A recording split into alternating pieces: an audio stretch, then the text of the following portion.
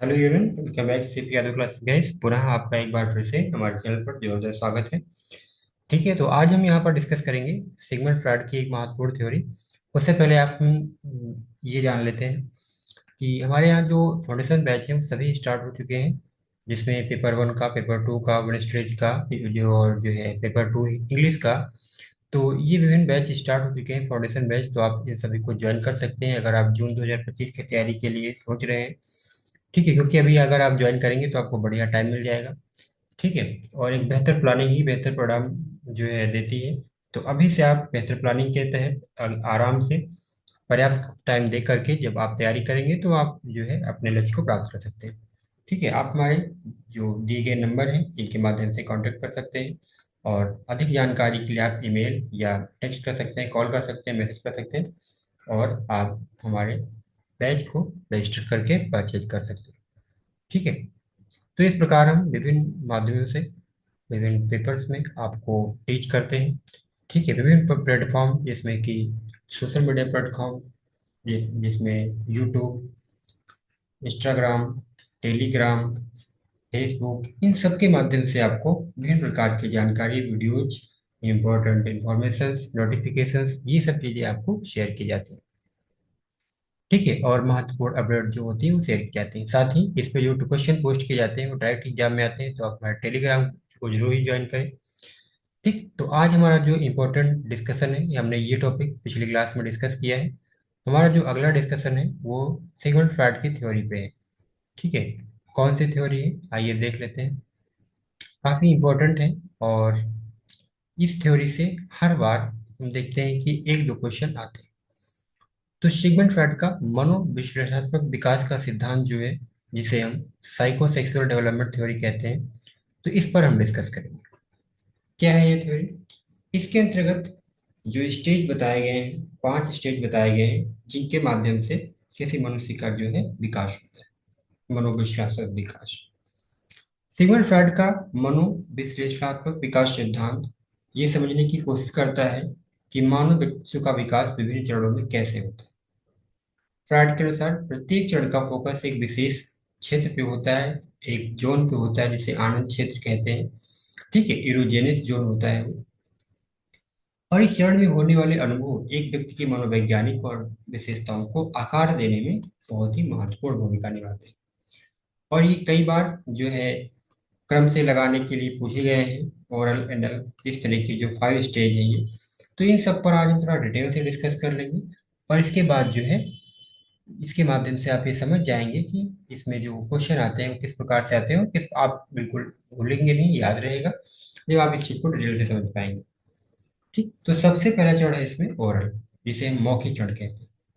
इस चरण में जो मुख्य फोकस होता है वो माउथ होता है, मुंह होता है। अगर हम आयु सीमा की बात करें तो जन्म से 1 वर्ष तक ये चरण होता है, और ये पहला चरण है। ठीक है, इस चरण में बच्चा चूसने, चखने, मुंह से संबंधित गतिविधियों से आनंद प्राप्त करता है। और ये चरण बच्चों की जीवित रहने के लिए सबसे महत्वपूर्ण होता है। इसमें भोजन जैसे कि स्तनपान, बोतल या, और इसके बाद इसमें जो मुख्य स्रोत होता है बच्चे के लिए आनंद का, वो मुंह होता है। इसी के माध्यम से बच्चा जो है नई नई चीजों के बारे में क्या करता है, महसूस करता है। यदि इस चरण में कोई समस्या उत्पन्न होती है तो व्यक्ति की वयस्कता में मुंह से जुड़ी आदतें जैसे कि धूम्रपान, नाखून चबाना आदि विकसित हो सकती है। ठीक है, तो पहला चरण हो गया ओरल। ठीक है, क्या हो गया? ओरल, यानी कि मौखिक। दूसरा एनल, यानी कि मलाशय। ठीक है, तो एनल में क्या है? इस चरण के अंतर्गत हम देखते हैं कि मुख्य फोकस एनएस पे होता है। ठीक है, कहाँ पे होता है? एनएस पे। 2-3 वर्ष का समय जो होता है वो इस स्टेज के अंतर्गत आता है। इसमें जो बच्चा सीखता है उसमें से मुख्य चीजों में से बच्चा शौच नियंत्रण, यानी कि पॉटी ट्रेनिंग, इस चीज पे जो है ज्यादा उसका फोकस होता है। ये आत्म अनुशासन और स्वच्छता से जुड़ा चरण है। इस चरण में कोई रुकावट जैसे कि बहुत अधिक कठोरता या ढीलापन, अगर ऐसी कोई सिचुएशन इसमें आती है तो व्यक्ति को या तो अत्यधिक अनुशासित या अधिक लापरवाह बना सकती है। यानी कि अगर इस क्षण में कोई समस्या आती है तो जब बच्चा वयस्क होगा, बड़ा होगा, तो या तो अधिक अनुशासित होगा या अधिक लापरवाह होगा। अगला और तीसरा चरण जो है वो है फैलिक। फैलिक चरण जो है काफी इंपॉर्टेंट है और यहाँ से कई बार क्वेश्चन आ चुका है। वैसे तो ये ओरल, एनल, फैलिक, लेटेंसी और जेनेटाइप। ठीक है।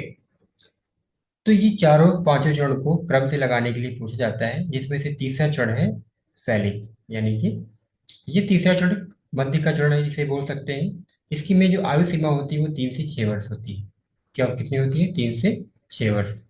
ठीक है। मुख्य फोकस किस पे होता है? मुख्य फोकस होता है जननांग पे। ठीक है। इसमें क्या होता है? तो इसके माध्यम से बच्चा जो है अपनी जिंदगी में से जुड़ी कुछ अन्य चीजों के बारे में सीखता है। इस चरण में बच्चा अपने माता पिता के विपरीत लिंग वाले सदस्य के प्रति लगाव महसूस करता है। इसमें लड़कों के लिए ओडिपस कॉम्प्लेक्स और लड़कियों के लिए इलेक्ट्रा कॉम्प्लेक्स शब्द का प्रयोग किया जाता है। यदि ये संघर्ष ठीक से हल ना हो तो ये व्यक्ति के यौन और भावनात्मक रिश्तों को प्रभावित कर सकता है। ठीक है। तो ओडिपस कॉम्प्लेक्स और इलेक्ट्रा कॉम्प्लेक्स, ये दो जो महत्वपूर्ण सिचुएशंस होती हैं, ठीक है, ये कहाँ पे देखी जाती हैं? तीसरे चरण में देखी जाती हैं, फैलिक स्टेज में। ठीक है। तो ये आपको याद रखना है। ओडिपस लड़कों के लिए और इलेक्ट्रा कॉम्प्लेक्स लड़कियों के लिए। ठीक है। इसको आपको याद रखना है।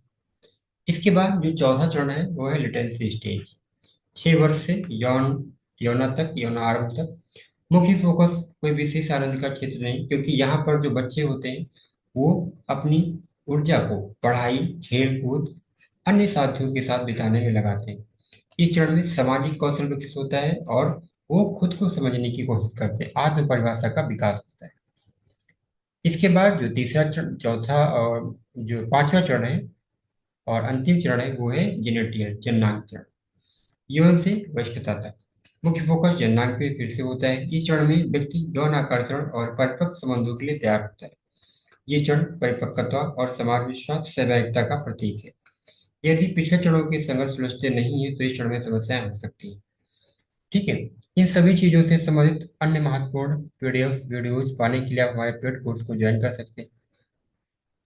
अगर हम महत्व की बात करें तो फ्राइड का सिद्धांत विवादास्पद होने के बावजूद ये मानव विकास और व्यक्तित्व को समझने के लिए एक महत्वपूर्ण ढांचा प्रदान करता है। ये चरण भी बताता है कि प्रारंभिक जीवन के अनुभव हमारे व्यवहार, व्यक्तित्व और संबंधों को कैसे प्रभावित कर सकते हैं। ठीक है। तो काफी इंपॉर्टेंट ये जो है थ्योरी। इसमें हमने देखा जैसे 5 चरणों की बात की जाती है: ओरल, एनल, पैलिक, लेटेंसी और जेनेटिया। ठीक है। इनको क्रम से लगाने के लिए अक्सर पूछा जाता है, तो काफी इंपॉर्टेंट है। इसी तरह की महत्वपूर्ण वीडियो और पेड जो है अन्य चीजें पाने के लिए हमारे पेड कोर्स को ज्वाइन कर सकते हैं। ठीक है। ये पेड कोर्स आपको सोशल वर्क से संबंधित विभिन्न एग्जाम में हेल्पफुल होंगे। अगर आप बीसीए की तैयारी कर रहे हैं और सोशल वर्क से संबंधित कोई और एग्जाम दे रहे हैं तो वहाँ भी ये नोट आपको हेल्पफुल साबित होंगे, जैसे कि डीएसएसबी है या अन्य जो भी सोशल वर्क से संबंधित एग्जाम होते हैं, तो वहाँ ये आपको काफी ज्यादा सहायता प्रदान करेंगे। ठीक है। तो अभी के लिए हमारी वीडियो में इतना ही। तब तक के लिए आप हमारे साथ बने रहिए और वीडियो कैसे लगी कमेंट करके जरूर बताइए। Okay. Thank you so much for the video.